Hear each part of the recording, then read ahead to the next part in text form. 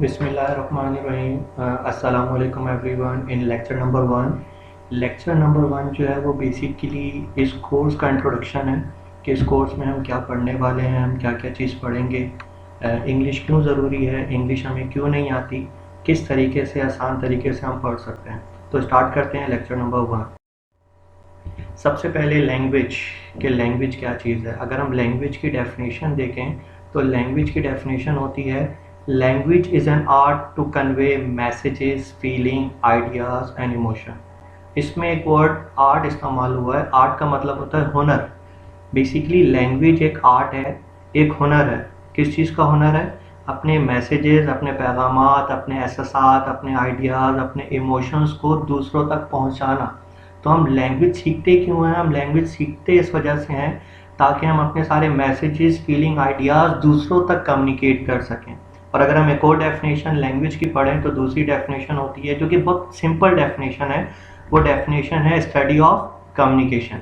Study of communication का मतलब क्या है कि जो लैंग्वेज हम इस्तेमाल करेंगे अपने मैसेजेस, फीलिंग, आइडियाज़ को दूसरों तक पहुंचाने के लिए, वो कम्युनिकेशन कहलाती है। अब सबसे पहले माइंड में ये क्वेश्चन आता है कि कम्युनिकेशन क्या चीज़ है। तो बेसिकली कम्युनिकेशन जो है वो एक लैटिन वर्ड से निकला है, कम्युनिको। अगर आप इंग्लिश की हिस्ट्री के बारे में पढ़ें तो इंग्लिश के अंदर 7 लैंग्वेजेस हैं। इंग्लिश ज़ुबान जो है वो 7 ज़ुबानों से मिलकर बनी है। उसके अंदर एक लैटिन लैंग्वेज है। तो कम्युनिकेशन एक लैटिन वर्ड से निकला है जिसका मतलब होता है टू शेयर। कम्युनिको से निकला है जिसका मतलब है टू शेयर। अब देखें, कम्युनिकेशन के हवाले से एक रॉन्ग कॉन्सेप्ट है। वो रॉन्ग कॉन्सेप्ट क्या होता है कि हम समझते हैं कि कम्युनिकेशन सिर्फ उसी चीज़ को कहते हैं जो कि वर्ड्स ऑफ माउथ होता है। यानी जो हम बातचीत के लिए वर्ड्स इस्तेमाल करते हैं, हम कम्युनिकेशन सिर्फ उसी को समझते हैं, जबकि ऐसा नहीं है। कम्युनिकेशन क्या है? कम्युनिकेशन हर उस अमल को बोलते हैं जिसके ज़रिए हम अपना मैसेज दूसरों तक पहुंचा दें। अब वो अमल कुछ भी हो सकता है। वो अमल बोलने का भी हो सकता है, वो अमल लिखने का भी हो सकता है, वो अमल इशारे का भी हो सकता है जिसको हम इंग्लिश में गेस्चर्स बोलते हैं। लाइक फॉर एग्जांपल, इस दुनिया में कुछ लोग ऐसे होते हैं जिनको अल्लाह ताला ने बोलने की ताकत नहीं दी, जिनको आम फहम ज़ुबान में हम गूंगा बोलते हैं, लेकिन वो भी अपना मैसेज दूसरों तक पहुंचा देते हैं। वो कैसे पहुंचाते हैं? इशारे के ज़रिए, गेस्चर के ज़रिए। हम आइज़ के ज़रिए अपनी बात कह देते हैं, हम नॉडिंग करके, अपना सर हिला के अपनी बात कह देते हैं। तो वो भी क्या है? कम्युनिकेशन है। फॉर एग्जांपल, आपसे किसी ने पूछा कि आप चाय पीना पसंद करेंगे, आपने हाँ में सर हिला दिया, ज़ुबान से कुछ नहीं बोला लेकिन हाँ में सर हिला दिया। तो जिसने सवाल किया था उसको जवाब मिल गया कि आप पीना चाहते हैं। तो इसका मतलब आपने वर्ड्स ऑफ माउथ के ज़रिए तो कम्युनिकेशन नहीं की। तो कम्युनिकेशन क्या होती है?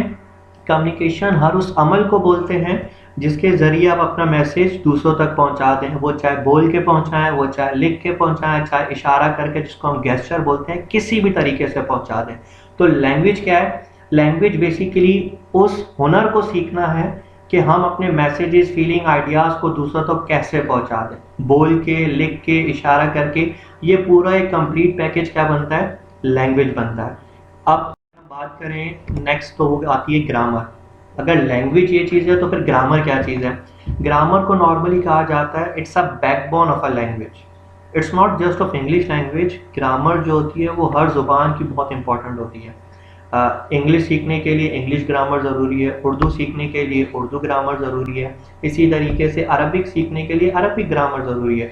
तो लैंग्वेज कोई भी हो, ग्रामर उस ज़ुबान की बैकबोन कहलाती है। अगर हम ग्रामर की डेफिनेशन पढ़ें तो ग्रामर की डेफिनेशन क्या होती है? सिंपली स्टडी ऑफ लैंग्वेज, यानी हमने बोलना किस तरह है। लैंग्वेज की डेफिनेशन क्या आती है कि वो आर्ट सीखना कि बोलना किस तरह है। और ग्रामर क्या है कि हमने उस लैंग्वेज को सीखना है। तो लैंग्वेज को सीखेंगे तो फिर हमें वो आर्ट सीखना आ जाएगा कि हमें अपने मैसेजेस कैसे पहुंचाने हैं। अच्छा, ये तो ग्रामर की बिल्कुल सिंपल सी डेफिनेशन है। थोड़ी प्रैक्टिकली और बहुत सिंपल करके अगर मैं डेफिनेशन बयान करूं तो एक अच्छी सी डेफिनेशन और बनती है। वो डेफिनेशन है the art of putting right word in a right place in a sentence is called grammar. Grammar क्या चीज़ है? सही लफ्ज़ को जुमले में सही जगह पर लगा देना ग्रामर है। ग्रामर का मतलब हरगिज़ ये नहीं है कि वर्ड्स को जमा किया, आपने कहीं भी लगा दिया और एक जुमला बना दिया और वो आपका एक सेंटेंस बन गया, वो लैंग्वेज बन गई। ऐसा नहीं है। ग्रामर क्या है? ग्रामर है सही लफ्ज़ को जुमले में सही जगह पे लगाना, वो ग्रामर कहलाती है। अब इससे क्या मुराद है, अगर मैं आपको एग्जांपल दूं तो आपको एग्जांपल से ज़्यादा बेहतर समझ में आएगा। एक सिंपल सी एग्जांपल है, I am going village to sell my land along my wife. Language के हिसाब से तो ये जुमला बिल्कुल सही है, लेकिन ग्रामर के हिसाब से ये जुमला क्या है, गलत है। गलत क्यों है, देखें अगर हम इसको ट्रांसलेट करें तो ट्रांसलेशन क्या बनेगी, आई एम गोइंग विलेज, मैं गांव जा रहा हूँ, टू सेल माई लैंड, अपनी ज़मीन बेचने, अलॉन्ग माई वाइफ, साथ में अपनी बीवी को। अगर हम ट्रांसलेशन करें तो ट्रांसलेशन इसकी क्या बन रही है कि मैं अपने गांव जा रहा हूँ ज़मीन बेचने और साथ में अपनी बीवी को, मतलब ज़मीन के साथ बीवी को भी बेच रहा हूँ। जबकि मैं कहना क्या चाह रहा हूँ कि मैं गांव जा रहा हूँ अपनी बीवी के साथ अपनी ज़मीन बेचने। तो मैंने क्या कर दिया कि वर्ड्स को आगे पीछे कर दिया, उसकी वजह से क्या हो गया, सेंस टोटली चेंज हो गया। इसकी करेक्ट जो है एग्जाम्पल क्या बनेगी, वो एग्जाम्पल ये है, I am going village along my wife to sell my land. अब देखिए एक सही है और एक गलत है एग्जाम्पल। अब दोनों में वर्ड्स तो सेम है, डिफरेंस क्या है, प्लेसमेंट का। तो ग्रामर का मतलब क्या है, ग्रामर का मतलब हरगिज ये नहीं है कि सिर्फ अल्फाज को लगा के जुमला बना देना, बल्कि ग्रामर का मतलब है सही अल्फाज को जुमले में सही जगह पर लगाना। क्योंकि आपने जगह चेंज कर दी तो सेंस चेंज हो जाएगा। मैं एक और एग्जांपल दूं जिससे आपको आसानी से समझ में आएगा। एक हस्बैंड और वाइफ वो बाजार में शॉपिंग के लिए गए, तो वाइफ को गोलगप्पे पसंद थे। वाइफ ने अपने हस्बैंड को कहा कि मैं गोलगप्पे खा लूँ, हस्बैंड ने कहा खा लो। तो वाइफ क्या करती हैं कि वो गिन गिन के गोलगप्पे खा रही हैं। तो एक प्लेट ख़त्म होती है, वो अपने हस्बैंड से पूछती हैं कि क्या मैं और खा लूँ। तो हस्बैंड कहते हैं कि नागिन खा ले। तो वाइफ को बहुत गुस्सा आता है कि तुमने मुझे नागिन कैसे बोला। तो हस्बैंड उसको एक्सप्लेन करते हैं कि मैंने तुम्हें नागिन नहीं बोला, मैंने तुम्हें कहा है ना गेन, मतलब डोंट काउंट, गिनो मत, बस खाती जाओ। लेकिन उन्होंने क्या किया, फुल स्टॉप गलत जगह पे लगा दिया, ना और गेन इसको आपस में मिला दिया, तो सेंस टोटली क्या हो गया, चेंज हो गया। इसका मतलब गलत जगह पर अल्फाज को जो चेंज किया उससे टोटली सेंस चेंज हो गया। एक और एग्जांपल दूं, आखिरी एग्जांपल जिससे और बेहतर आपको समझ में आए। एक चौकीदार ने एक चोर को पकड़ा, उसने अपने मालिक को आवाज़ दी। तो मालिक ने जवाब दिया रोको मत जाने दो। मालिक ने कहा रोको मत जाने दो। तो चौकीदार ने उसको जाने दिया। जब मालिक आया तो मालिक ने आगे पूछा कि तुमने चोर को जाने क्यों दिया। तो चौकीदार ने कहा कि आपने ही कहा था कि रोको मत जाने दो। तो मालिक ने कहा कि मैंने कहा था रोको मत जाने दो। तो उन्होंने क्या किया, बेसिकली मालिक ने फुल स्टॉप गलत जगह पे लगाया, पॉज गलत जगह पे लिया, उससे क्या हो गया, सेंस टोटली चेंज हो गया। तो अब ये डेफिनेशन क्लियर होनी चाहिए कि art of putting right word in a right place in a sentence. तो ग्रामर एक हुनर है सही अल्फाज को जुमले में सही जगह पर लगाने का।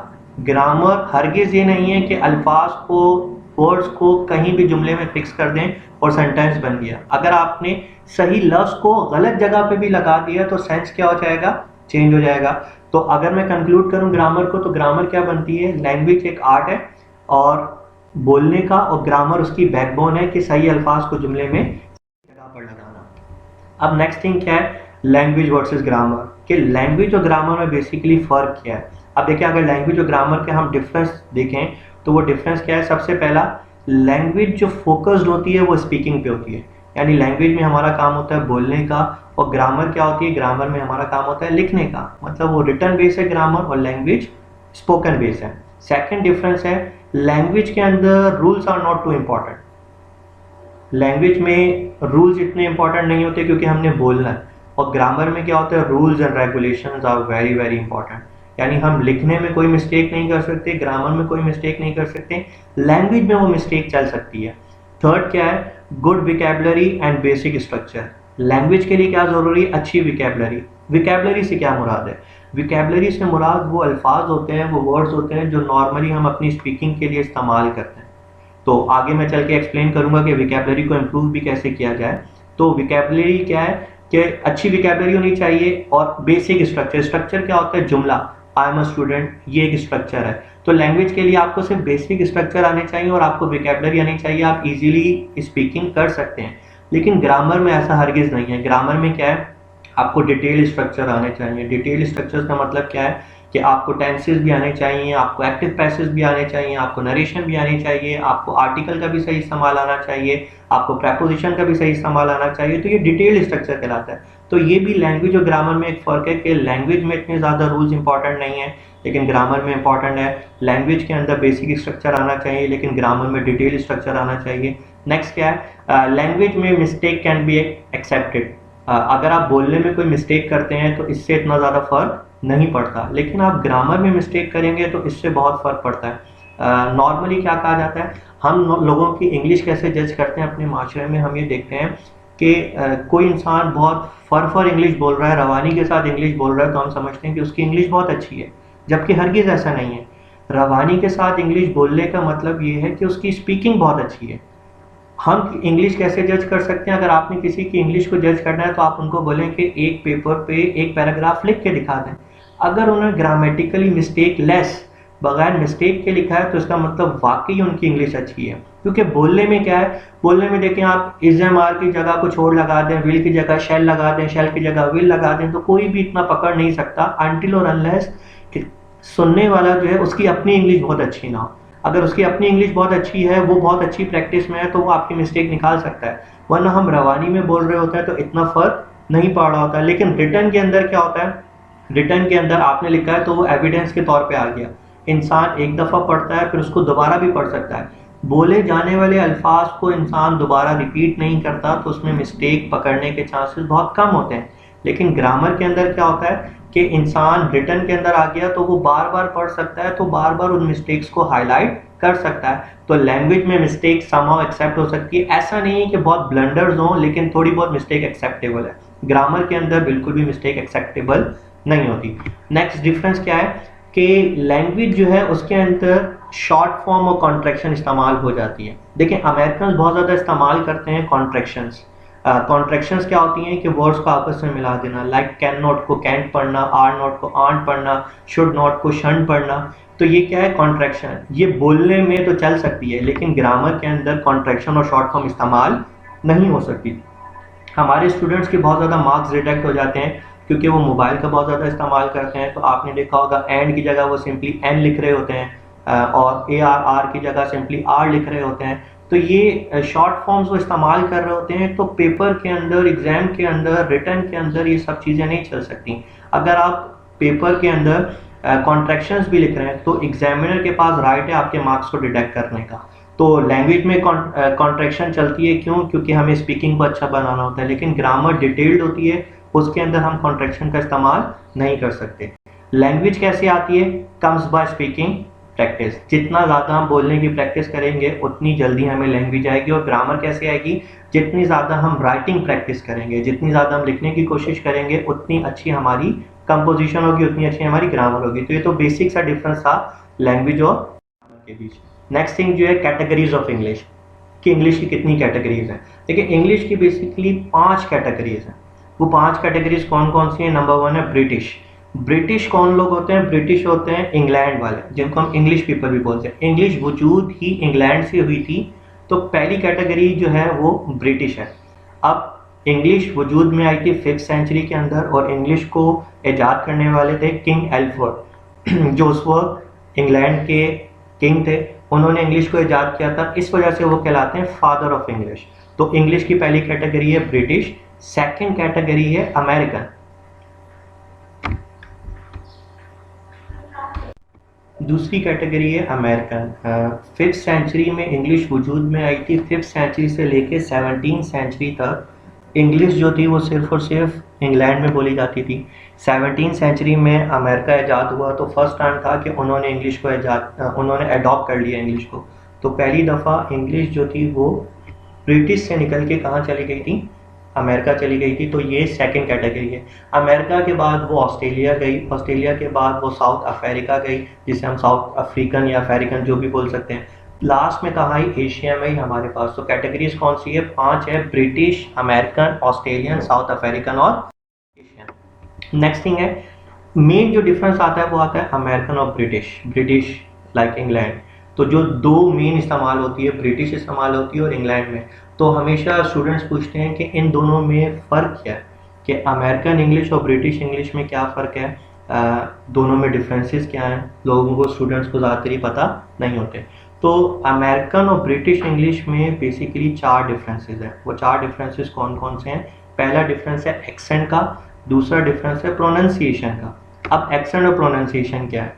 देखें, किसी भी जुमले की अदायगी को एक्सेंट बोलते हैं और किसी भी लफ्ज़ की अदायगी को हम प्रोनाउंसिएशन बोलते हैं। ये फ़र्क है अमेरिकन और ब्रिटिश का। लाइक प्रोनाउंसिएशन की अगर मैं एग्जांपल दूं तो HOT हॉट, ब्रिटिश जो होते हैं, इंग्लैंड वाले जो होते हैं, उसको हॉट पढ़ते हैं। अमेरिकन बहुत सारी जगहों पे ओ को ए पढ़ते हैं।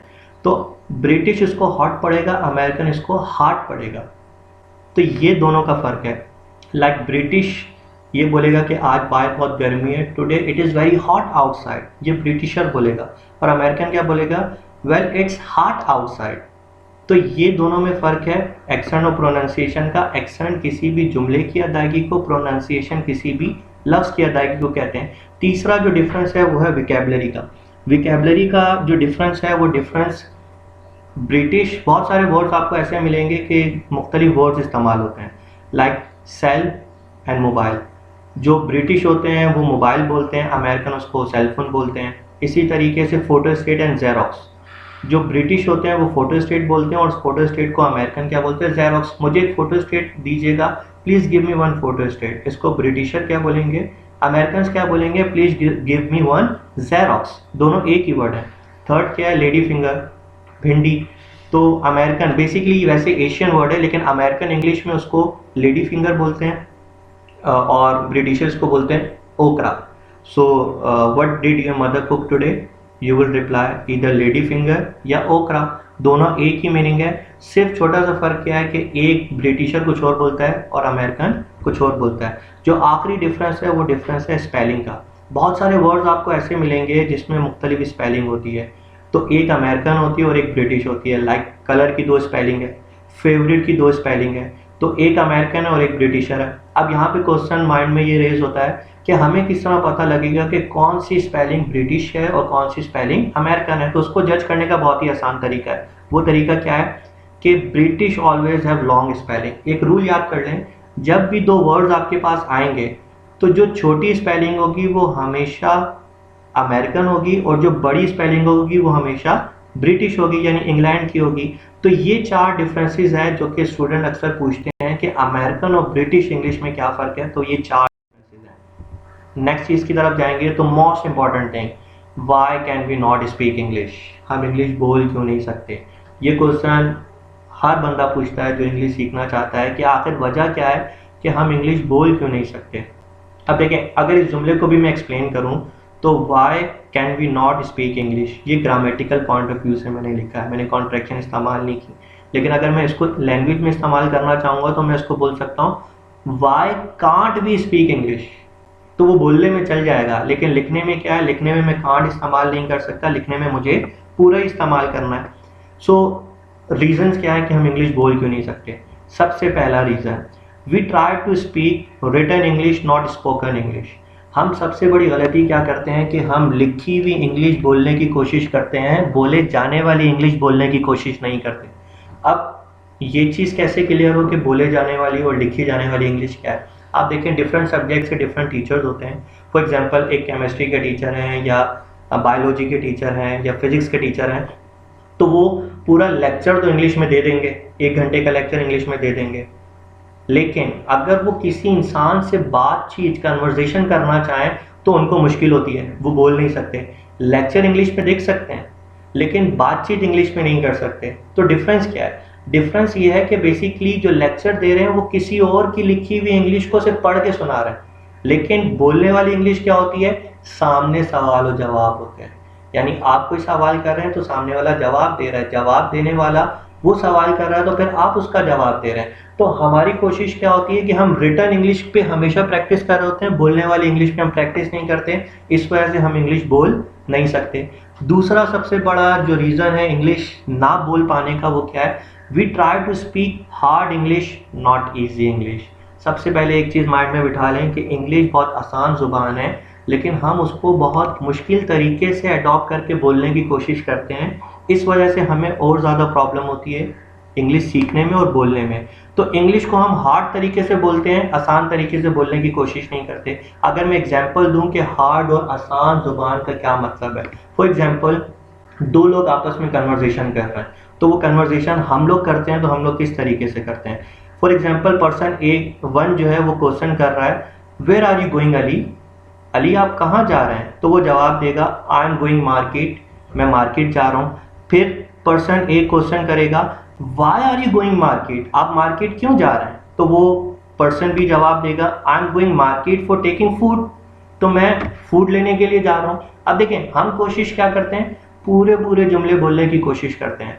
तो जिनको इज़म आर का कॉन्सेप्ट नहीं पता होता, जिनको बेसिक स्ट्रक्चर का कॉन्सेप्ट नहीं पता होता, तो उनको लगता है कि हमें इंग्लिश ही नहीं आती, हमें बोलना ही नहीं आता, तो हमेशा वो कंफ्यूज होते हैं, वो इस कंफ्यूजन में रहते हैं कि हम तो इंग्लिश बोल ही नहीं सकते। इसका आसान तरीका क्या है, इजी वे, इसी कन्वर्सेशन को आसान तरीके से बोलने की कोशिश करें तो वो क्या होगी, आर यू गोइंग अली, क्या अली आप जा रहे हैं, answer simple yes, where, answer market, market for what, market में आप क्या करने जा रहे हैं, बाइंग फूड, फूड खरीदने के लिए जा रहा हूँ। देखें ऊपर वाली चीज़ और नीचे वाली चीज़ सेम है, सिर्फ फ़र्क क्या है, नीचे वाला तरीका बहुत आसान है बोलने का, ऊपर वाला तरीका बहुत मुश्किल तरीका है। बात दोनों में सेम हो रही है, सिर्फ फ़र्क क्या है कि हम पूरे पूरे जुमले बोलने की कोशिश करते हैं, हमें वो जुमले नहीं आते तो हम समझते हैं इंग्लिश बहुत मुश्किल है या हमें बोलना नहीं आता। सो ये दूसरा रीज़न है कि हम इंग्लिश बोलते बहुत मुश्किल तरीके से हैं, तो हमें लगता है कि हमें इंग्लिश बोलनी नहीं आती। क्या है वाई, इसी टॉपिक को कंटिन्यू करें तो थर्ड रीज़न होता है लैक ऑफ कॉन्फिडेंस, हम में कॉन्फिडेंस ही नहीं होता इंग्लिश बोलने का। हम समझते हैं कि हम इंग्लिश बोलेंगे तो सामने वाला हम पर हंसेगा, जब वो हंसेगा तो यही सोच के हम इंग्लिश बोल ही नहीं पाते। लास्ट रीज़न क्या है, we are scared of scared people, बहुत इंपॉर्टेंट सेंटेंस है कि हम खौफज़दा लोगों से खौफज़दा होते हैं। खौफज़दा लोगों से खौफज़दा होने का मतलब क्या है कि 4 लोग हैं, हम उन 4 लोगों के सामने बोलने की कोशिश नहीं करते, वो चारों लोग एक दूसरे को बोलने की कोशिश नहीं करते, क्यों, क्योंकि चारों लोग एक दूसरे से खौफज़दा हैं। क्या क्यों खौफज़दा है, वो समझते हैं कि मैं कुछ बोलूँगा दूसरा इंसान मेरी मिस्टेक निकालेगा, दूसरा इंसान भी इसी सोच से नहीं बोलता, तीसरा इंसान भी इसी सोच से नहीं बोलता।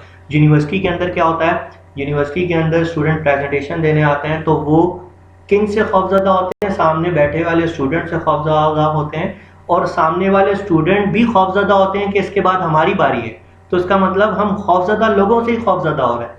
तो आपको ये कॉन्फिडेंस होना चाहिए कि जो सामने वाला है उसके पास भी इतनी ही नॉलेज है जितनी मेरी नॉलेज है। तो जब तक कि आप इस डर को दिल से नहीं निकालेंगे तो आप इंग्लिश को इम्प्रूव नहीं कर सकते। सो मोस्ट इम्पॉर्टेंट थिंग, चलें हमें ये तो पता लग गया कि हम इंग्लिश क्यों नहीं बोल पाते, क्या रीज़न्स हैं। अब इंग्लिश को सीखे कैसे, ये बहुत इंपॉर्टेंट चीज़ है, तो इसके मैं आसान से हल बता देता हूँ आपको। पहली चीज़ क्या है, problem is not to speak correct English, problem is to speak in English. सबसे इम्पॉर्टेंट चीज़ आपने अपने आप को एक बात समझानी है कि मसला ये नहीं है कि सही इंग्लिश बोलनी है, मसला ये है कि आपने इंग्लिश बोलनी है। आप चाहे गलत इंग्लिश बोलें या सही इंग्लिश बोलें, लेकिन आपने इंग्लिश बोलनी है। एक चीज़ समझें, देखिए इंग्लिश हमारी लैंग्वेज नहीं है, हम इस पर कमांड भी हासिल कर लें तब भी हमारी लैंग्वेज नहीं बनेगी, तो फिर हम डरें क्यों। हमें तो प्राउड होना चाहिए कि हम किसी और की लैंग्वेज बोल रहे हैं। तो इंग्लिश बोलने से आएगी, इस डर से नहीं आएगी कि मैं सही बोलूं या गलत बोलूं। जब तक कि आप बोलेंगे नहीं तो इंग्लिश आपको नहीं आएगी। सेकंड थिंग, आपको एक सोल्यूशन बता रहा हूँ, टिप बता रहा हूँ कि आपने इंग्लिश को सीखना किस तरह है। Learn to replace words of your language. आप जो भी लैंग्वेज बोलते हैं और जो भी इस्तेमाल करते हैं वर्ड्स को अपनी लैंग्वेज में, उनको रिप्लेस करना शुरू कर दें इंग्लिश के अंदर। फॉर एग्जांपल, आप अपनी लैंग्वेज में दीवार बोलते हैं, दीवार को रिप्लेस कर दिया वॉल के साथ। आप कोई भी चीज़ उठाएं, कोई भी वर्ड आपकी लैंग्वेज में, उसको रिप्लेस कर दें इंग्लिश के अंदर और उसको नॉर्मली ज़ुबान में ही, नॉर्मली डिस्कशन में ही उसको इंग्लिश में इस्तेमाल करना शुरू कर दें, तो इससे भी आपकी इंग्लिश इंप्रूव होगी। Important thing, start speaking with non living thing. बेजान चीज़ों के साथ इंग्लिश बोलें। बेजान चीज़ों के साथ बोलने का फ़ायदा क्या होता है, बेजान चीज़ों के साथ इंग्लिश बोलने का फ़ायदा ये होता है कि उनके साथ आप गलत इंग्लिश भी बोले ना तो वो आपको जवाब नहीं देगी, वो आपको करेक्ट नहीं करेगी। तो यहाँ पे क्वेश्चन माइंड में ये आएगा कि हमने बोलनी तो जानदार लोगों के साथ है, तो फिर बेजान लोगों के साथ इंग्लिश क्यों बोलें? तो इसका जवाब ये है कि जो बेजान चीज़ों के साथ बोलना शुरू कर देते हैं तो उनको बोलने की आदत हो जाती है, और जब उनको बोलने की आदत हो जाती है तो फिर वो जानदार के सामने भी बोल सकते हैं। अभी सबसे बड़ा प्रॉब्लम क्या है कि बोलना शुरू करना है। बोलना शुरू करने के लिए मोस्ट इंपॉर्टेंट चीज़ क्या है कि बेजान चीज़ के साथ बोलें। बेजान चीज़ के साथ क्या बोल रहे हैं कि आप जा रहे हैं रूम में, सामने आपकी टेबल आ गई, आप टेबल को बोल रहे हैं, नॉर्मली हम बोलते हैं टेबल तुम यहाँ क्या कह रही हो, तुम तो साइड पे हो जाओ। ये आप नॉर्मली उर्दू में भी बात करते हैं, तो आप उसके साथ इंग्लिश में शुरू हो जाएं, इंग्लिश में बोलना शुरू हो जाएं। उससे क्या होगा कि आपकी जो मिस्टेक है वो बोल बोल के खुद ही दूर हो जाएगी, आप में कॉन्फिडेंस आएगा और आप डिफरेंट लोगों के साथ बोलना शुरू कर देंगे। एक और टिप जो मैं देना चाहता हूँ वो क्या देना चाहता हूँ कि स्टार्ट स्पीकिंग विद किड्स, बच्चों के साथ बोलना शुरू करें। इसका फ़ायदा क्या है? बच्चों के साथ भी अगर आप गलत इंग्लिश बोलेंगे तो वो आपको करेक्ट नहीं करेंगे। हमारा सबसे बड़ा प्रॉब्लम क्या होता है कि जब कोई हमें करेक्ट कर देता है तो हमारा कॉन्फिडेंस लेवल डाउन हो जाता है, हम बोल नहीं पाते।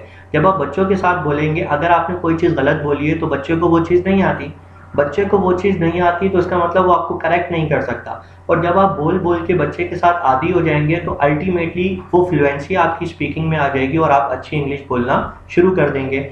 Speak with your self, most important tip कि अपने आप से बोलना शुरू करें। अपने आप से बोलने का मतलब क्या है, मैं आपको एक एग्जांपल देता हूँ। वो एग्जांपल क्या है, अपने सामने मोबाइल रिकॉर्डर ऑन करें, मोबाइल ऑन करें और उसमें किसी भी टॉपिक पे बोलें, चाहे आप 30 सेकंड बोलें या 1 मिनट बोलें। उस 1 मिनट बोलने के बाद उसको सुनेंगे तो आपको आइडिया होगा कि आपने क्या क्या मिस्टेक की है। फिर किसी और टॉपिक पे बोलें। दिन में अपनी आदत बना लें कि आपने जो है डेली 3 डिफरेंट टॉपिक्स पे आपने बात करनी है।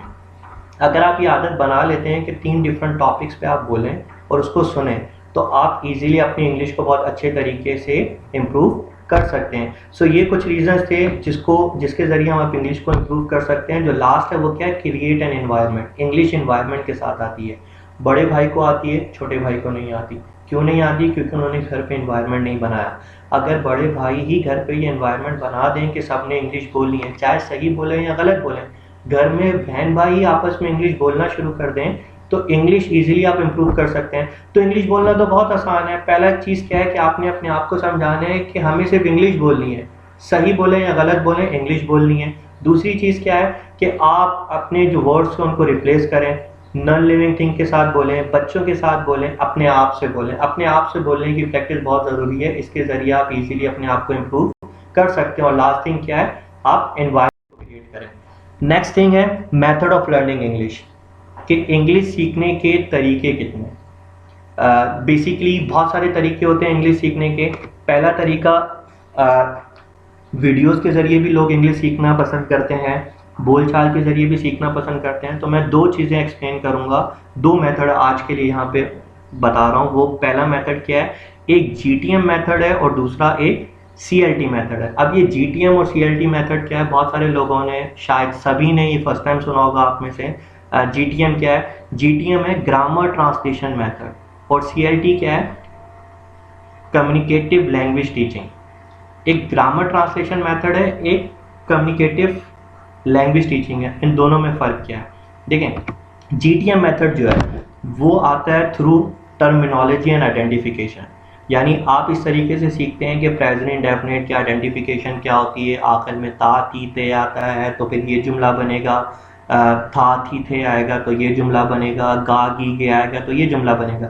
ये कहलाता है GTM मेथड। जबकि CLT मेथड क्या होता है कि कोई भी चीज़ आपके माइंड में आई और आपने बोलना शुरू कर दी। फॉर एग्जांपल, आपने एक वर्ब लिया, उसकी तीनों फॉर्म इस्तेमाल की, गो, वेंट, गॉन, और आपने उसको जुमलों में बस इस्तेमाल करना शुरू कर दिया। I went home, I went eight 2 o'clock, I went early in the morning, I went at my friends home. कोई भी वर्ब लिया और आपने बोलना शुरू कर दिया, क्योंकि आपका कंसर्न बोलने से, आपका कंसर्न ग्रामर से नहीं है। तो अगर आप कोई भी वर्ब लेते हैं, क्योंकि देखें अगर आप शॉप पे जा रहे हैं, शॉप पे जाके आप किसी से कोई भी सवाल पूछते हैं, फॉर एग्जांपल आप पूछते हैं what is the cost of this perfume, तो वो आपसे ये नहीं पूछेगा कि आपने जुमला प्रेजेंट डेफिनेट में बोला है या प्रेजेंट कंटिन्यूस में बोला है, वो आपको जवाब देगा। तो आप बोलना सीख रहे हैं, तो बोलने के लिए क्या है कि आपको सिर्फ बोलना आना चाहिए। ये जुमला प्रेजेंट में बनता है, पास्ट में बनता है, इससे कोई फ़र्क नहीं पढ़ता। अब देखिए जीटीएम के अंदर क्या होता है, जीटीएम के अंदर लॉन्ग सेंटेंसेस होते हैं और कंप्लीट सेंटेंसेस होते हैं, बड़े बड़े जुमले बनते हैं। जो अभी मैंने पीछे एग्जांपल दी थी आपको कि कम्युनिकेशन हमेशा छोटे जुमलों से और छोटे अल्फाज से इस्तेमाल होती है, जबकि जीटीएम में इस तरह नहीं होता। और जीटीएम पर्पस जो इस्तेमाल होता है वो एग्जाम पर्पस के लिए, क्योंकि आपने पूरे पूरे आंसर लिखने होते हैं, ग्रामर प्रॉपर लिखनी होती है, तो ये पूरा कहलाता है जीटीएम मेथड। इसी तरीके से आप बोलने की कोशिश कर रहे हैं तो आपका जो फोकस जीटीएम पे है वो यानी ग्रामर ट्रांसलेशन मेथड पे सिर्फ 10% होना चाहिए, बाकी आपका 90% फोकस जो है वो सीएलटी मेथड होना चाहिए। हम इस कोर्स के अंदर दोनों लेके चलेंगे कि जीटीएम यानी बेसिक ग्रामर भी मैं आपको कवर करवाऊंगा, ताकि मेजोरिटी इस ग्रुप में स्टूडेंट्स हैं तो उनको एग्जाम्स में भी हेल्प आउट हो और स्पीकिंग के अंदर भी हेल्प आउट हो। लेकिन आपका ज़्यादा फोकस कहाँ होना चाहिए, बोलने के ऊपर, कि आपने बोलना सीखना है। आपने ये कोर्स करके एग्जाम में पास नहीं होना, बल्कि आपने ये कोर्स करके बोलना सीखना। Next thing, learners of English, के इंग्लिश के कितने लर्नर्स होते हैं। सो इंग्लिश के बेसिकली 3 लर्नर्स होते हैं। पहला कहलाता है English learner as native language. Native language कौन से होते हैं, जिनकी मादरी जुबान इंग्लिश है। वो कौन कौन से कहलाते हैं, वो बेसिकली हैं अमेरिकन और Australian, American, British, Australian, south African. इनकी मदर टंग इंग्लिश होती है, तो ये कहलाते हैं नेटिव लैंग्वेज वाले। दूसरे कहलाते हैं इंग्लिश लर्नर सेकेंड लैंग्वेज, जिनकी नेशनल लैंग्वेज कुछ और होती है, लेकिन वो दुनिया से इन टच रहने के लिए इंग्लिश को सीखते हैं। ये ममालिक कौन होते हैं, चाइनीज़ और जैपनीज़। इनकी नेशनल लैंग्वेज कुछ और है, लेकिन ये इंग्लिश क्यों सीखते हैं, क्योंकि इंग्लिश जो है वो इंटरनेशनल लैंग्वेज है। तीसरे जो लर्नर्स हैं वो कहलाते हैं English learner as foreign language. ये कौन लोग होते हैं, ये वो लोग होते हैं जिनकी नेशनल लैंग्वेज तो कुछ और होती है, लेकिन उनका गवर्नमेंट सिस्टम और एजुकेशन सिस्टम इंग्लिश में होता है। इसमें आ जाते हैं पाकिस्तानीज, इंडियंस, बांग्लादेश, श्रीलंकन्स। अब हमारी नेशनल लैंग्वेज तो उर्दू है, लेकिन हमारा गवर्नमेंट सिस्टम और एजुकेशन सिस्टम जो है वो इंग्लिश में है, तो हम आते हैं थर्ड कैटेगरी के अंदर। तो ये है बेसिकली 3 कैटेगरीज या लर्नर्स ऑफ इंग्लिश। तो दुनिया में कोई भी, दुनिया के किसी कोने में भी इंग्लिश सीखने वाला होगा, वो इन 3 कैटेगरी से किसी कैटेगरी में आएगा। अब बात करते हैं काइंड्स ऑफ ग्रामर। हमने बात कर ली थी कि ग्रामर क्या होती है, ग्रामर की इम्पोर्टेंस क्या है। अब बात करते हैं ग्रामर की काइंड्स कितनी हैं। ग्रामर की बेसिकली 3 काइंड्स है। पहली काइंड कहलाती है थ्योरेटिकल ग्रामर, सेकंड काइंड कहलाती है प्रैक्टिकल ग्रामर और थर्ड काइंड कहलाती है जनरल ग्रामर। ये तीनों क्या है, इन तीनों का एक थोड़ा सा छोटा सा रिव्यू ले लेते हैं कि ये रिव्यू क्या है। देखें 800 विकेबलरीज हैं इंग्लिश के अंदर अप्रॉक्स। हाँ, कंफर्म नहीं होता, ये अप्रॉक्स है, क्योंकि इंग्लिश में हर दिन के साथ विकेबलरी बढ़ती रहती है। विकेबलरी क्या है, नॉर्मल अपनी स्पीकिंग में इस्तेमाल होने वाले अल्फाज, वो विकेबलरी कहलाती है। अब 800,000 वर्ड्स हैं। अब देखें ग्रामर क्या चीज़ है। अगर हम बात करें थ्योरेटिकल ग्रामर की, study of names and functions of word, ये 800,000 जो वर्ड्स हैं, 8 लाख जो अल्फाज हैं, ये नामों को भी बयान करते होंगे, नामों की जगह पर भी इस्तेमाल होते होंगे, ये एक्शन भी करते होंगे, ये खासियत भी बयान करते होंगे। तो इन तमाम को एक मखसूस नाम दे दिया और उनके फंक्शन के बारे में बता दिया, तो वो नाम और फंक्शन क्या कहलाता है, थ्योरेटिकल ग्रामर। इसके अंदर क्या आ जाते हैं, नाउन्स और प्रोनाउंस आ जाते हैं। यानी noun, pronoun, parts of speech को आप पढ़ते हैं, वो पढ़ना क्या कहलाता है, थ्योरेटिकल ग्रामर। नेक्स्ट काइंड कहलाती है प्रैक्टिकल ग्रामर। प्रैक्टिकल ग्रामर क्या होती है, जब हमने सब चीज़ों को, इन 800,000 वर्ड्स को नाम दे दिए, तो इन नामों को जुमले में इस्तेमाल करने को हम क्या बोलते हैं, प्रैक्टिकल ग्रामर। यानी नामों की पहचान के बाद जुमले में उसको सही जगह पे लगा देना, प्रैक्टिकल ग्रामर, जिसको हम टेंसेस बोलते हैं और एक्टिव पैसिव्स बोलते हैं।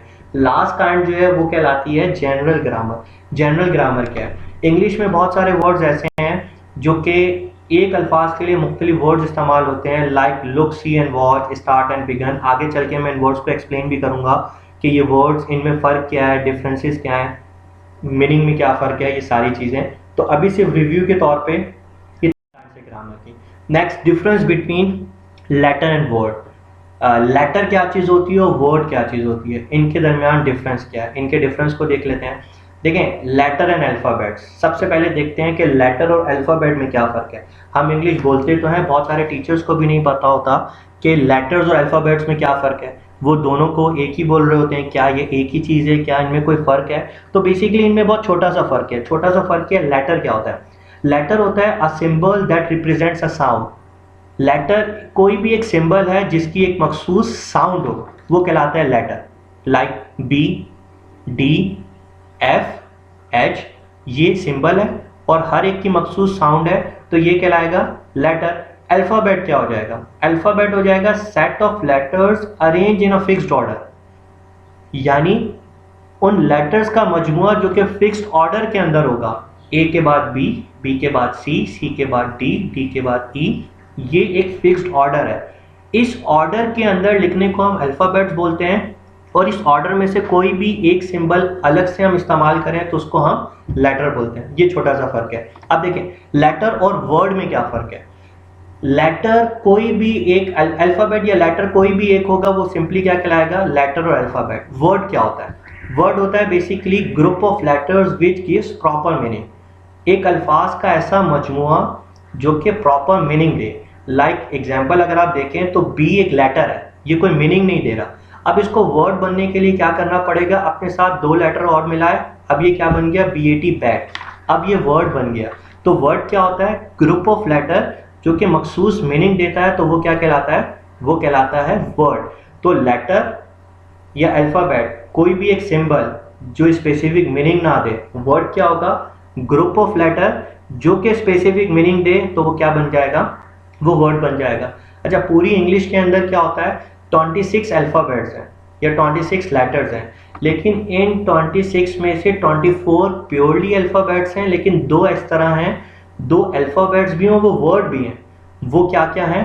A and I। A and I ये लेटर भी है वर्ड भी है। क्यों? क्योंकि इनको मीनिंग देने के लिए अपने साथ किसी और वर्ड की ज़रूरत नहीं पड़ती। तो इसका मतलब कि सिंपल सी चीज़ है, बाकी सारे कोई पर्टिकुलर मीनिंग नहीं देते, उनको मीनिंग देने के लिए अपने साथ किसी और वर्ड्स को मिलाना पड़ता है। लेकिन वर्ड क्या है? ए और आई, इनको मीनिंग देने के लिए अपने साथ किसी और वर्ड की ज़रूरत नहीं पड़ती। इस वजह से ये लेटर भी कहलाते हैं और ये वर्ड कहलाता है। नेक्स्ट थिंग अगर हम देखें क्या होता है कि ग्रामर शुरू कहाँ से होती है? ग्रामर शुरू होती है लेटर से। दो लेटर मिलते हैं तो क्या बनता है? वर्ड बनता है। वर्ड की डेफिनेशन क्या है? Group of letter which gives particular meaning, जो मैंने आपको बताया। इसी तरीके से दो वर्ड मिलते हैं तो वो सेंटेंस बनता है। सेंटेंस की डेफिनेशन अगर हम बनाए तो वो डेफिनेशन क्या बनेगी? Group of word which gives particular sense. अल्फाज लफ्ज़ों का मजमुआ मिलके कोई पर्टिकुलर मीनिंग दे तो वो वर्ड बनता है, और अगर वर्ड्स मिलके कोई पर्टिकुलर सेंस दे तो वो सेंटेंस बनता है। For example I am Ali. I am Ali ये वर्ड्स का मजमुआ है जो कि एक पर्टिकुलर सेंस दे रहा है, तो ये सेंटेंस बन गया। अगर मैं बोलूँ आई अली एम, वर्ड्स तो सेम इस्तेमाल हो रहे हैं लेकिन ये पर्टिकुलर सेंस नहीं दे रहा, तो ये सेंटेंस नहीं होगा। सेंटेंस का मतलब क्या है कि particular meaning they. I am Ali group of words जो पर्टिकुलर मीनिंग दे रहा है, तो ये सेंटेंस हो गया।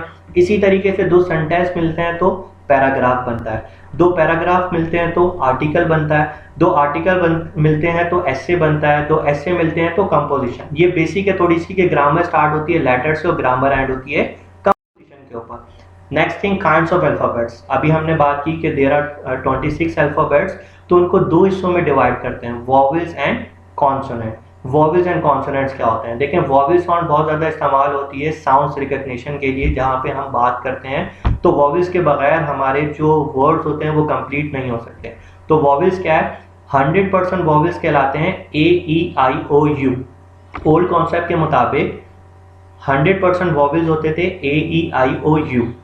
एजुकेशन एक ऐसा वर्ड है जिसके अंदर सारे वॉवेल्स आते हैं। एब्सटीमियस एक ऐसा वर्ड है जिसके अंदर सारे वॉवेल्स इन सीक्वेंस आते हैं। इन सीक्वेंस का मतलब पहले ए आ रहा है, फिर ई आ रहा है, फिर आई आ रहा है, फिर ओ आ रहा है, फिर यू आ रहा है। एब्सटीमियस का मतलब क्या होता है? मुत्तकी परहेजगार। मुत्तकी परहेजगार मतलब वो इंसान जो बहुत ज़्यादा रिलीजियस होता है वो मुत्तकी परहेजगार कहलाता है।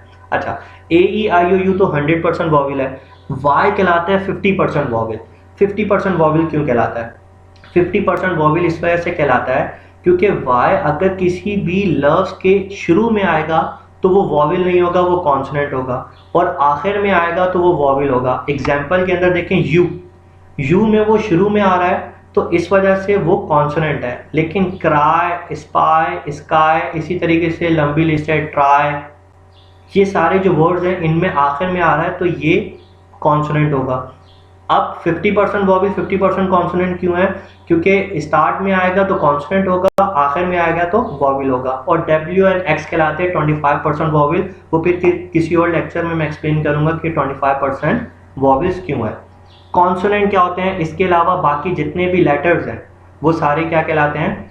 कॉन्सोनेंट्स कहलाते हैं। सो बेसिकली आज का जो लेक्चर था वो बेसिक इंग्लिश ग्रामर के हिसाब से था कि इंग्लिश ग्रामर है क्या चीज़, लैंग्वेज क्या है, दोनों का फ़र्क क्या है, हमें इंग्लिश क्यों नहीं आती, हमें इंग्लिश कैसे सीखनी है। रिमेंबर वन थिंग कि आप इंग्लिश सीख नहीं सकते जब तक कि आप इंग्लिश सीखना नहीं चाहेंगे। तो कोई आपको इंग्लिश सिखा नहीं सकता जब तक कि आप सीखना ना चाहें। So thank you very much for watching this video and I hope कि आप जो है अपना क्विज कंप्लीट करेंगे and keep waiting for the second video. Thank you very much.